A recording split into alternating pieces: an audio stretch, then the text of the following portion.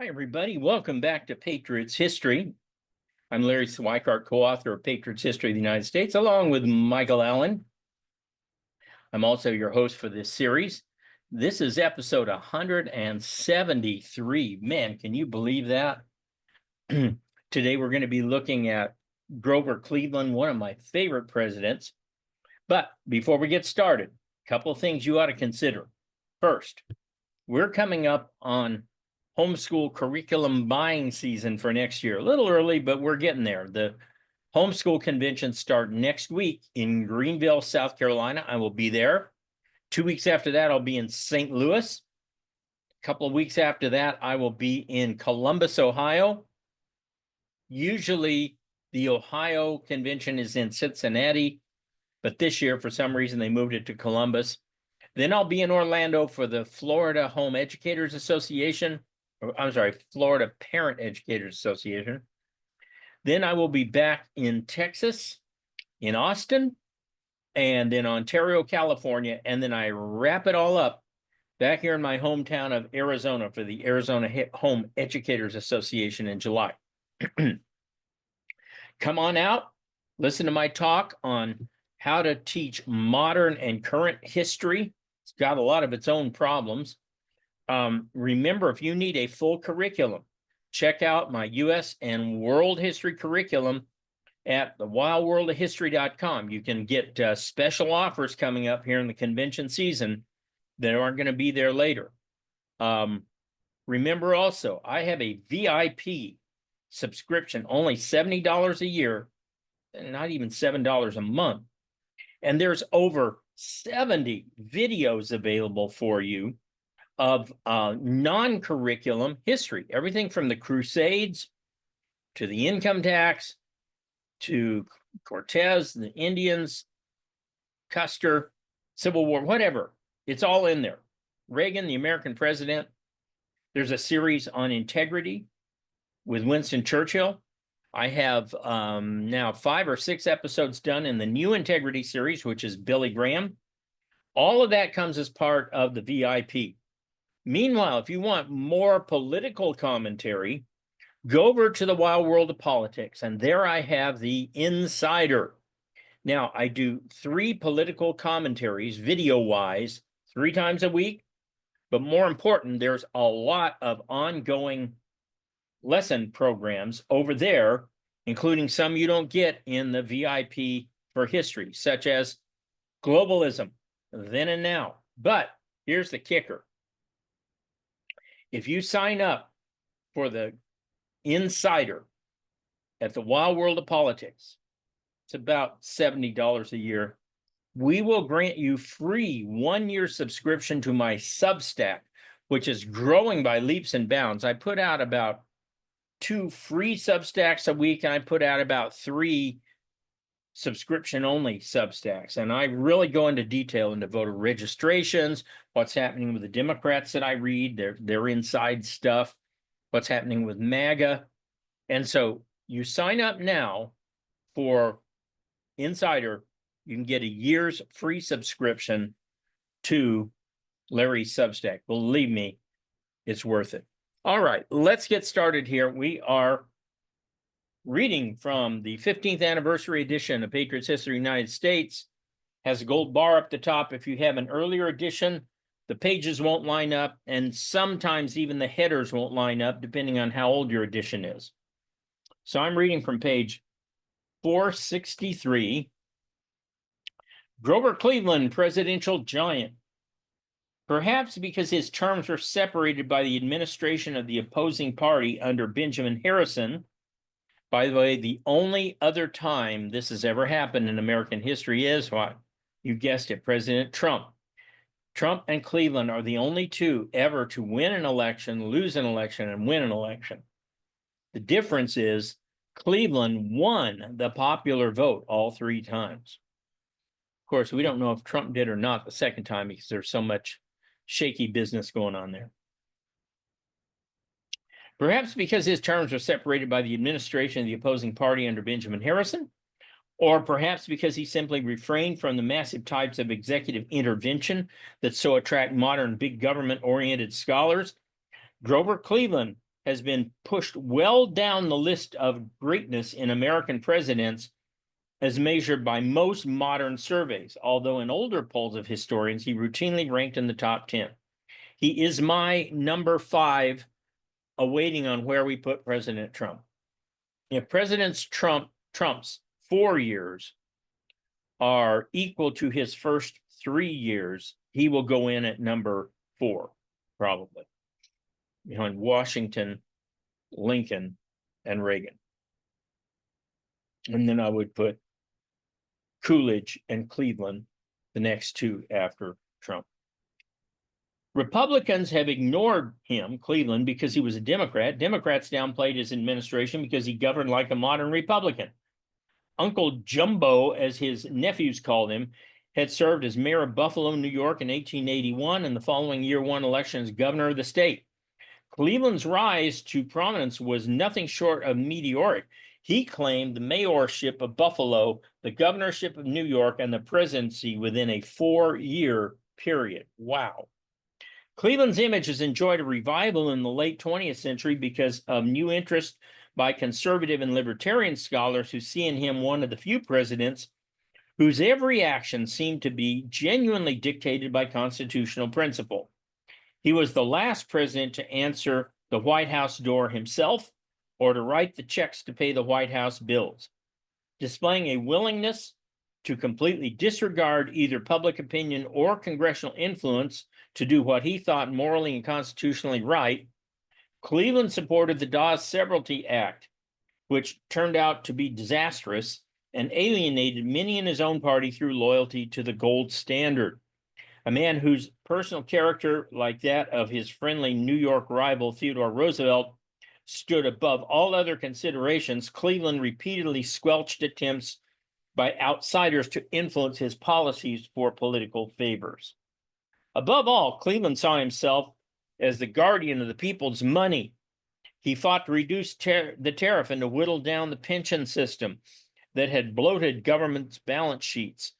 Cultivating a reputation in New York as, quote, the veto governor, Cleveland peppered every veto, whether to the legislators in Albany or later to their counterparts in Washington, with principled reasons for not acting based on a beardy class-based reading of the Constitution. It must be remembered, however, that the federal government of Cleveland's era, leaving aside the pensioners and the post office, was tiny by modern comparisons.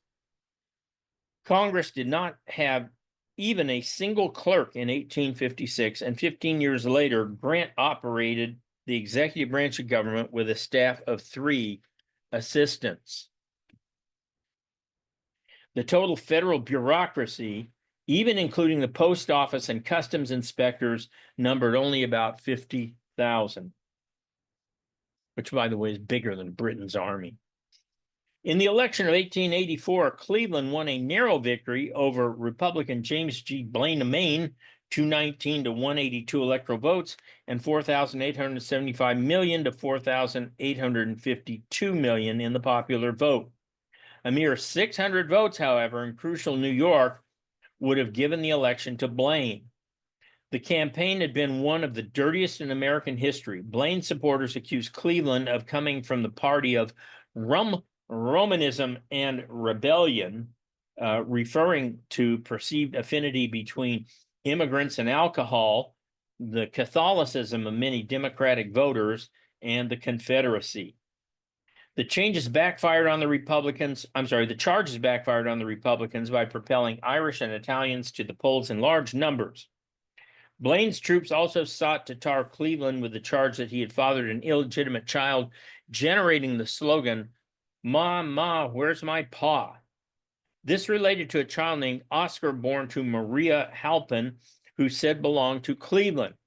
The governor never denied the possibility of fathering the child, but the woman's record of promiscuity allowed for any of several men to be the father. At any rate, Cleveland agreed to provide for the boy and eventually arranged for the child's adoption after the mother drifted into drunkenness and insanity. He never maintained contact with the boy or even met him again after the adoption. In any event, the charges had failed to gain the traction of voters. Blaine's notorious spoilsman a notorious spoilsman, wallowed in spoils like a rhinoceros at a pool, complained the New York Evening Post editor Lawrence Godkin. In contrast, when a man approached the Cleveland camp about purchasing the documents that proved Blaine had had an affair, Cleveland bought the documents and promptly destroyed them in front of the man, who nevertheless tried to peddle the story to the papers. Cleveland wasn't perfect.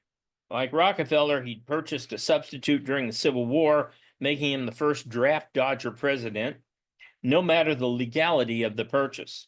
Nevertheless, draft evasion never seemed to damage Cleveland.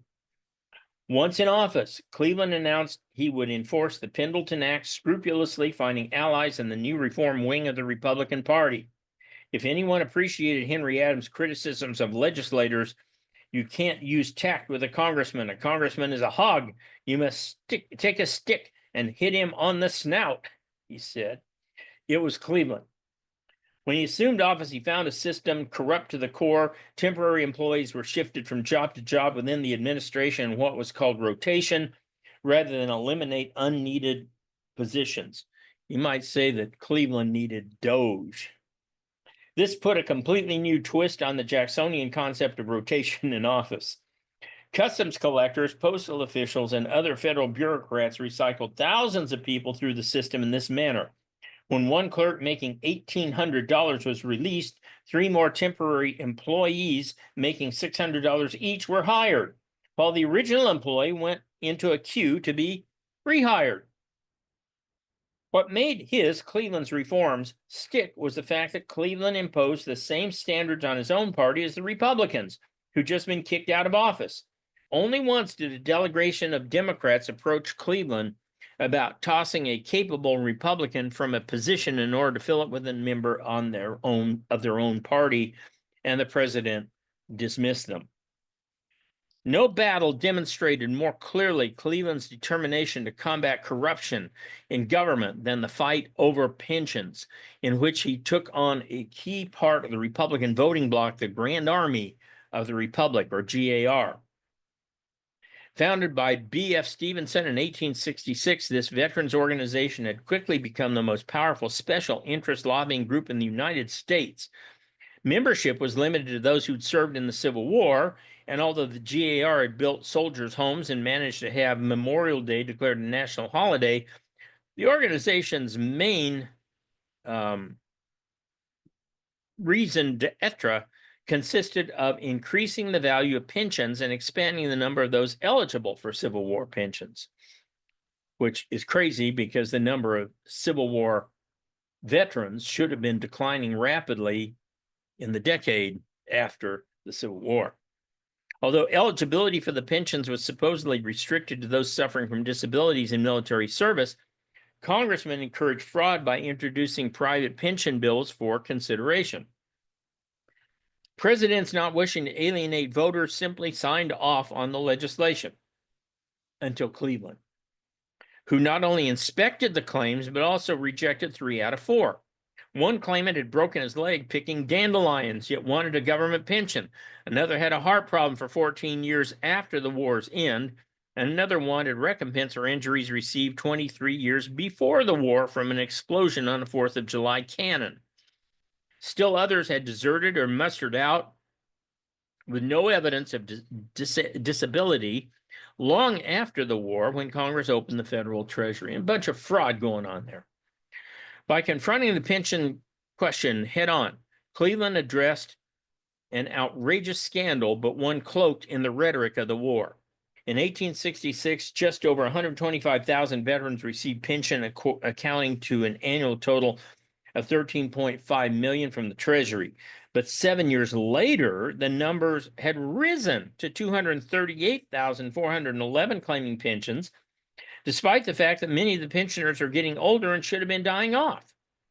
Supported by, indeed agitated by, the GAR, pensioners lobbied Congress for ever-widening definitions of who was a veteran and to make provision for widows, orphans, and ultimately even Confederate veterans.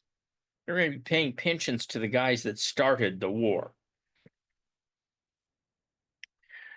When the pension numbers finally began to decline, which should have occurred in the 1870s, Congress introduced the Arrears of Pension Act, which allowed claimants to discover wounds or diseases, then file retroactively for pension benefits that had been granted when they served.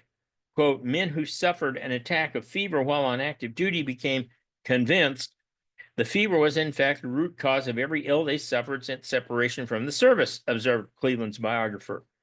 New claims shot up from 19,000 per year to 100 to 19,000 per month. This is just pure fraud. And it's what we see today. The Doge is finding in places like USA, just packing the books with all these people getting government, i.e., your and my tax money. Cleveland would have none of it. He had no reluctance to give legitimate pensioners what was due them, but he considered most of the claims an outrage. Congress had learned to enact special pension bills late on Friday nights. On one night alone, the Senate enacted 400 special pension grants. Worse, each bill required Cleveland to sign or veto it personally. This absorbed monumental amounts of the president's time and energy. Cleveland had enough and vetoed as many as he could, finally delivering the death blow to the bogus pension system in 1887. His veto of the so-called Blair Bill, which represented a massive expansion of federal benefits, was sustained. After that, a chastened Congress submitted no more pension legislation. In 1888, the Republicans nominated Benjamin Harrison, the grandson of William Henry Harrison, old Tippecanoe, and the second of four pairs of family presidents, the Adamses, the Harrisons, the Roosevelts, and the Bushes. Little Ben stood 5 feet 6 inches tall, was strong yet chubby, and grew up on a farm. He attended Miami University in Ohio, the Yale of the West, then settled with his wife, Carrie, in Indianapolis. There he practiced law and worked a second job as a court crier that paid $2.50 a day. The couple had a son and daughter, and a third child died in infancy, and Harrison made important political connections.